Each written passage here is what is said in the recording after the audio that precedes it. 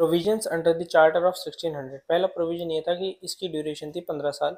अगर प्रॉफिट नहीं होता कंपनी से तो इसे 2 साल के नोटिस देके रिवोक किया जा सकता था। अगला प्रोविजन ये था कि कंपनी के पास एक्सक्लूसिव ट्रेडिंग राइट्स थे एशिया और अफ्रीका के अंदर। इसकी ज्योग्राफिकल जुरिस्डिक्शन यानी कि दुनिया के अंदर पहुंच बस 3 कॉन्टिनेंट्स में थी, Asia, Africa and America. British government जिसे एरिया को कहती थी eastward to the Cape of Good Hope up till the strait of मेलेगन।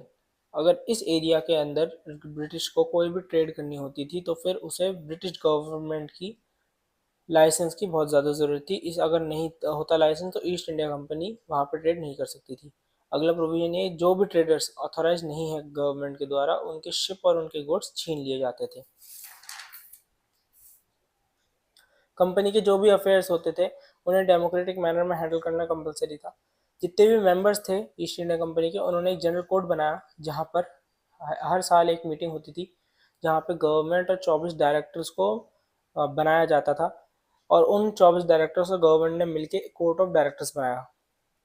General court जो गवर्नर और डायरेक्टर दोनों को इलेक्ट करता है, उन पे एक अथॉरिटी थी कि वो गवर्नमेंट और डायरेक्टर को 1 साल का जो टाइम पीरियड था उससे पहले कभी भी हटा सकता था और अपने हिसाब से नए इलेक्ट भी कर सकता था।